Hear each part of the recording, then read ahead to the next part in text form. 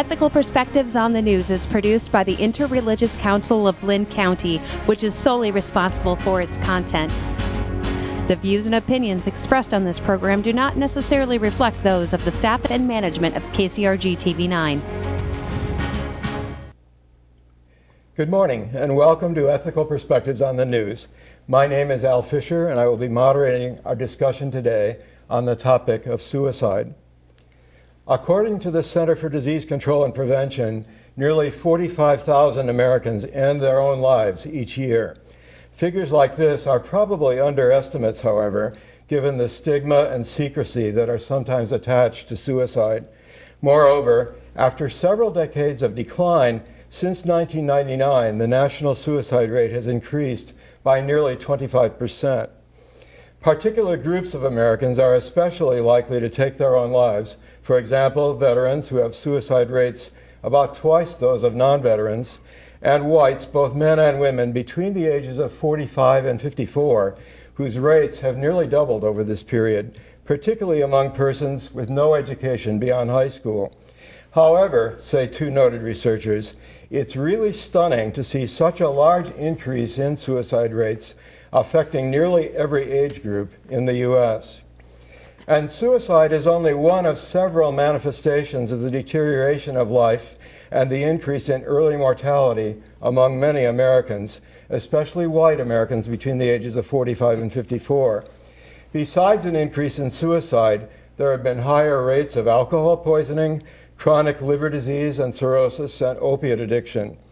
In a path-breaking article published in 2015, the Princeton economist and Nobel laureate Angus Deaton concluded that this perfect storm had produced an increase in death rates among this group in numbers comparable to the AIDS epidemic.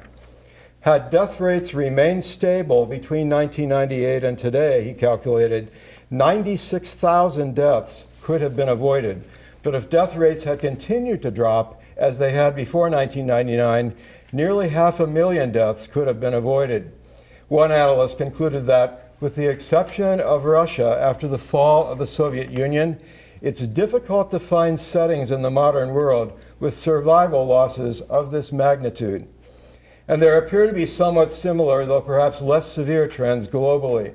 The World Health Organization estimates that every year, nearly 1 million persons around the world die from suicide, and in the last 45 years, the suicide rate has increased by 60% worldwide. What are some explanations of the recent and substantial rise in suicide in the U.S.? How do suicide rates differ among the U.S. and other post-industrial nations, and why? What stresses do veterans face that might help to explain their high suicide rate?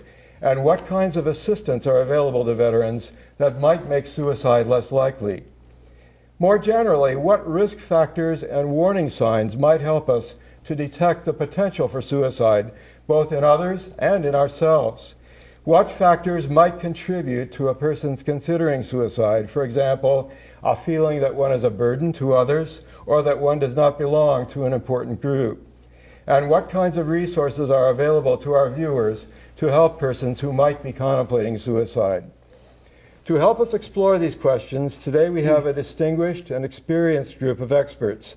First, Dr. Mary Keeman is an anesthesiologist in Cedar Rapids whose work with Doctors Without Borders has given her a global perspective on issues of health and illness. Second, Dr. Doris Storman is a staff psychologist with the Veterans Administration in Iowa City. And third, Dr. John Westerfelt is a psychologist in independent practice in Iowa City and a professor emeritus of counseling psychology at the University of Iowa. Thank you to each of you for being with us today. First, I would welcome any observations from any of the three of you about why there have been such significant increases in suicide, both in this country and around the world in recent decades. Well, I think that for one thing, it's the stress of, in other parts of the world, the significant strife with famine and with tyrannical governments, and that leads to the stress in a society that causes disruption such as suicide and homicide. I think in our own country, it's economic stress, it's social media. All of those put a lot of pressure on people across all the age groups.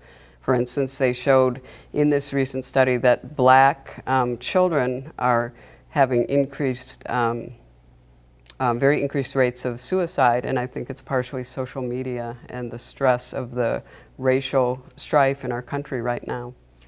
Oh, I think it's a fascinating question, and of course it's one that's been asked forever. Why would someone do this? Why does this happen? Why has the rate gone up? And for me, I feel like even though we've done a tremendous amount of study of this and examined it, ultimately we still don't really know the answer to that question. I agree absolutely with the increased strife around the world. The economic conditions in the United States and social media have all contributed potentially to the increase, but I think it still remains a really baffling kind of question on a fundamental level. Anything any of the three of you would like to add to that? I don't have any data, but I would speculate that, at least in this country, maybe this is could be generalized beyond the U.S., more of a sense of isolation and alienation. And that may be a function of the technology and social media. That's certainly consistent with surveys since the mid-'80s that have shown that Americans are less likely to be able to name 2 or 3 people whom they consider close friends in whom they could confide about a personal problem. So, okay. Thank you. Dr. Keeman, how do suicide rates differ among various subgroups within the United States, and how do suicide rates in the U.S. differ from rates in other developed, wealthy nations? Okay. Well, there have been several studies, but one that was put out in 2015 showed that 70% of suicides were among white males. And again, suicide is actually not very common in the Black population, and that was one reason they were very alarmed at young Blacks now beginning to take their life more commonly. But the alarming thing is that really among, as you already said, the white middle class belt of women and men is increasing. And so in this recent study, they showed that over the last 15 years, the rate in white women has increased 80%. So it is very alarming, and as you say, we don't fully know the answer to it aside from a sense of despair amongst individuals and a disconnectedness. I agree with that. If you look around the world, it's kind of interesting. Russia has a much higher rate, but Russia's rate of men compared to women is very disparate from ours. In the United States, 3.5 men commit suicide for every female who does, and in Russia that number is 6 to 7 men for every woman. So a much higher rate of suicide amongst men. And then when you go to China, it's 1 to 1. So women commit suicide as commonly as men do. And in other societies, religion is a huge factor in preventing suicide. So across most of the major religions, Islam, Judaism, Catholicism, it's very much shunned. And so it doesn't occur with the frequency that it does, say, in Eastern religions, where suicide is actually considered something of honor. If you dishonor your family, you're expected to do the right thing and, take your life because it's a sense of honor to the family. So it is interesting how it varies culture to culture. Is there evidence that factors like access or lack of access to mental health services and access or lack of access to firearms? Definitely. In the United States, firearms are involved in 50% of suicides. And they show in studies, there was a study out of Stanford that showed that the states with higher incidence of gun ownership actually have higher suicide rates.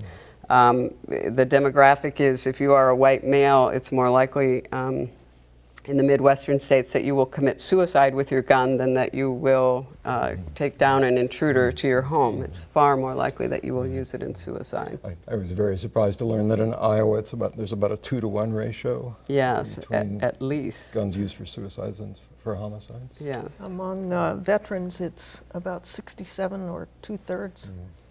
firearms, death by firearms. Dr. Storman, what are some of the contributing factors to the problem of suicide among Americans veterans, and what resources are available to veterans who are struggling and considering ending their lives? First of all, thank you for doing this. Thank you for inviting me and for choosing this very important issue to bring to the attention of your audience. You're welcome.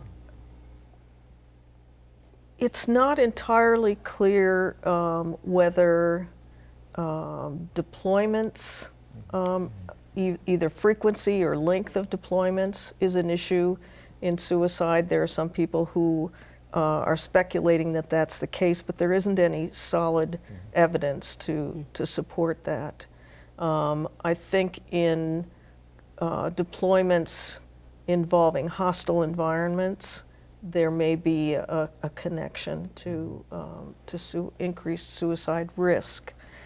PTSD has also been something that people have speculated is related to suicide, but in fact, most of the veterans in this country don't have PTSD, and PTSD in and of itself is not at an increased risk for suicide.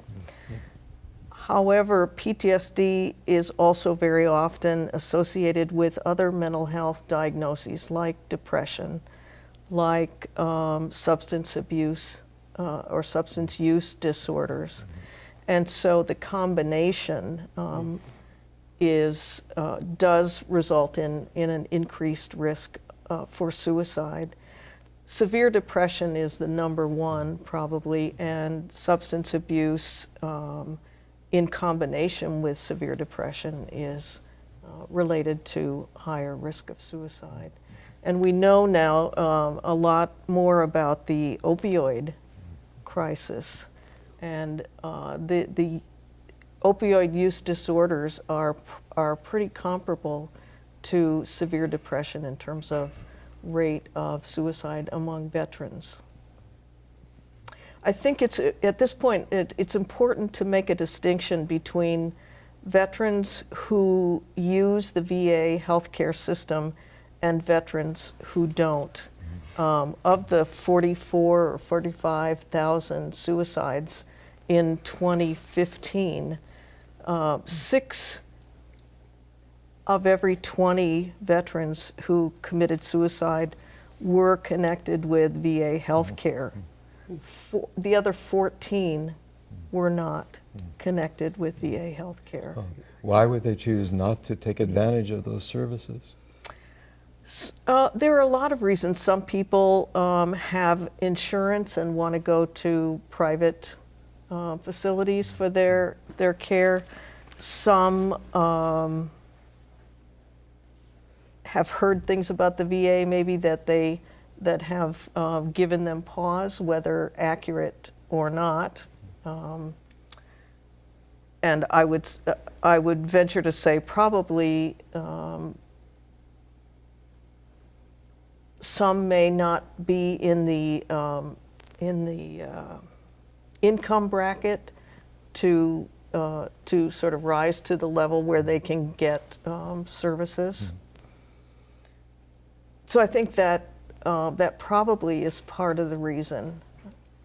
In Iowa, we live in such a rural kind of area that access has been a challenge, and I think the VA has really responded well to that by creating the opportunities for televideo to 9 of our community-based outreach clinics, as well now as doing televideo to home.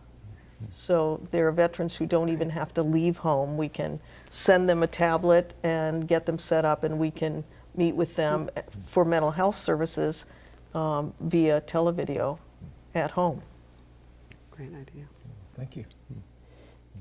Dr. Westerfeld, what are the risk factors and the warning signs that someone may be contemplating suicide? What should someone watching our program do if they're concerned that someone whom they know or they themselves are are potentially suicidal, and what kinds of resources would such people have available to them? Right. So, Al, the first thing I want to say about the issue of risk factors and warning signs is that suicide remains very difficult to predict. Harm to self and harm to others has confounded the mental health community for years in terms of our inability to really predict it. And the reason for that is primarily that many suicidal people are ambivalent about this. I've had people in my office shift 7, 8, 9 times in an hour between I'm going to do it, no I'm not, I might. They're just kind of all over the map many times. So they don't even know for sure many times if they're going to carry this out. How is someone else going to predict it? Be that as it may, we do have a long list of risk factors, warning signs that we try to look for and examine. And I also might say one of the other impacts of that ambivalence and that difficulty of predicting is the phenomenon that all of us I'm sure have heard so many times, I never saw this coming. In a million years, I never thought this would happen. Well, the reason is because sometimes there are no warning signs. Sometimes there are no risk factors. But again, be that as it may, I want to highlight a few that I think for me are particularly critical. There's a long list of them. The ones that I think are particularly important, along with what Dr. Storman was saying, depression along with substance abuse, of course, is a major risk factor, someone being depressed. Hopelessness and helplessness have been examined a great deal in terms of suicidal risk. Hopeless, you don't think the situation's ever going to change. Helpless, you don't think there's anything you can do about it. That's a very powerful combination, and anyone who has experienced that knows that that can be a very overwhelming feeling of being trapped. Hopelessness in particular has really been linked to suicide. A previous attempt is a significant risk factor. While that certainly doesn't guarantee someone is going to attempt, a lot of studies indicate that if someone has attempted in the past, it really raises our level of concern. And in terms of a previous attempt, we're most often interested in how recent was it, how lethal was that attempt, and what kind of opportunity was there for rescue. So the more recent a past attempt, the more lethal the past attempt, and the less opportunity for rescue puts someone at a higher risk. But the main takeaway there is if someone has attempted in the past, suicidologists, people who study suicide, are more concerned about the person. Being a victim of violence or victimization is a significant risk factor. That's a very broad category. It includes things such as a history of being sexually assaulted or abused, being bullied. There's a tremendous amount of research going on right now about particularly cyberbullying. So that's a significant risk factor. And many suicidologists believe the most important of all is how a person responds when they're asked, have you been feeling so badly lately you've thought about harming yourself? In other words, directly inquiring if we're concerned about somebody, are they suicidal? Both what they say and how they say it tends to be very significant. Self-concept, social support that we just talked about are also very significant risk factors as well. But I think, for me, those 7 or 8 that I just mentioned tend to be the ones that I think are most important to be aware of. In terms of what to do, you asked what to do, and of course every situation is a little bit different, but the things that I would highlight there, I think the most important is to reach out to the person, to provide support, to try to mitigate the hopelessness and the helplessness, and to encourage the person to seek treatment. Treatment is difficult in my experience. Many people still resist going in for counseling or psychotherapy. In my opinion, there's less of a stigma about it than there was when I began my career, but it remains an issue for many people. And I think the important point there is if you're encouraging someone to go in for treatment, don't give up if the person initially resists. Most people do initially resist, but with continued support and encouragement, many people eventually will come in for treatment. Two other resources I want to mention. One, I think, if it's not on the screen now, it will be at some point, is the National Suicide Prevention Lifeline. There's a toll-free 724 number that is available. That's a very important resource. And the other resource I wanted to mention is an organization called the American Association of Suicidology, spelled just the way it sounds. I would say it's the #1 national and even international resource organization dedicated to suicide education, suicide prevention, being an important resource not only for people who have lost someone close to suicide, close to themselves for suicide, but also professionals in the mental health community. The last thing I want to say about resources real quickly, that number and seeking the help of a mental health professional is certainly intended for people who may be experiencing suicidal thoughts or feelings, but it's also there for people who are concerned about someone else. And so I've had many situations where people have come to see me not about themselves but about someone else, and the same is true for the hotline. We should note that the same hotline is available to veterans, and to get a line specifically tailored to veterans, you simply need to press 1 after dialing the same number as you can see on the screen. So. Could I also add to Please. that that for veterans there's also texting is available, and I can give you the number for that is 838-255.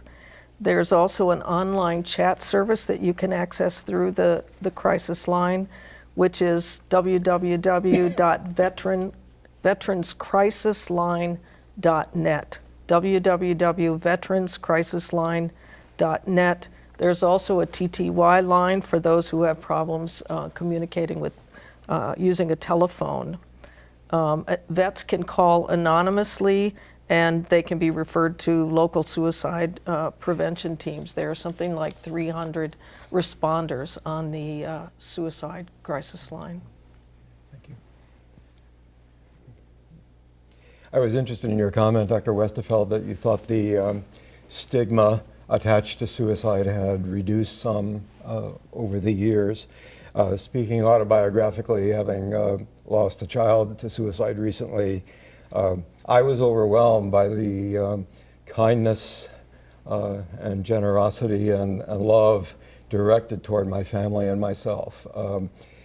Not only did people not make any disparaging comments about suicide, but they approached us rather than avoiding us, which was deeply touching and deeply appreciated. So I hope that our experience was not unusual in that respect, and that we as a society have come a long way in understanding that that suicide is something often mystifying, as you said, and that blame is not only unhelpful but unwarranted. Right. So, okay. Other questions or comments that you would like to raise about this topic? Well, John touched on some important things that I think relate as well to veterans. Trauma histories, you asked about what some of the contributing factors might be. Trauma, military sexual trauma. For one, service-connected injuries may also be associated with an increase in suicide risk. And of course, as I mentioned earlier, not being connected with VA healthcare services. So one of the things that the VA has done is to try to encourage more veterans to enroll in VA services. They also have a gun lock. There's a gun lock initiative handing out gun locks both internally and to our veteran service officers and community partners. There are drop boxes for medications. Poisoning is the third most common cause of suicide. So having places where people can dispose of either unused or old medications to reduce that temptation. So those are two of the very major things, and also providing counseling services, providing medication for those who can benefit from it, providing brief hospitalizations, knowing that there may be this brief window in which someone is feeling very compelled to act, and if we can keep them safe for a short period of time, that impulse may pass. So that's another thing that the VA has to offer. In the community, there are what they call stabilization beds, where people can go. They don't have to be hospitalized, but they can go for 24 to 48 hours and be safe. You know, Al, you mentioned the issue of stigma, and I want to make a couple of quick comments on that if I could.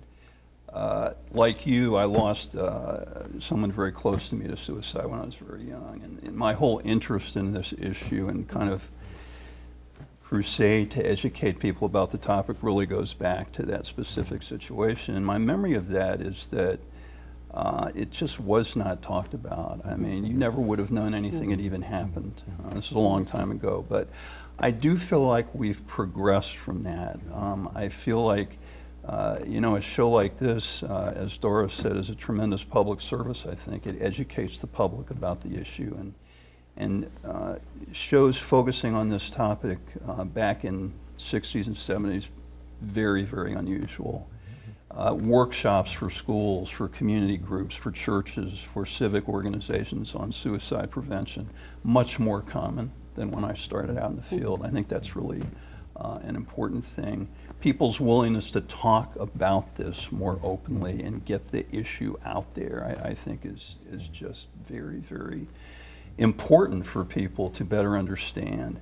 And if you take, you know, if you take that 45,000 number down and break it down, if my math is correct, I hope it is, that's about 121 a day, one every 12 minutes in the United States. Right. And so in the time we're doing this show, 2 to 3 more people in the United States will end their life through suicide. And you know, that is an astounding phenomenon to me, if you really think about it. And of course, the collateral impact, as all of us know, from a suicide is massive.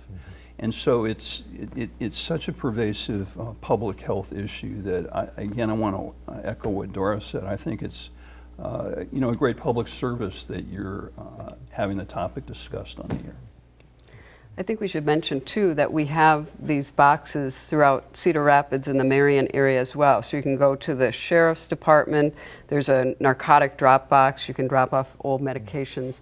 So you're right that people will search through someone's medicine cabinet unrelated to them or even a close relative, and they'll take medications left over from something. And so it really is a safety issue to realize you can get those medications out of your home, and there's an easy way to do it.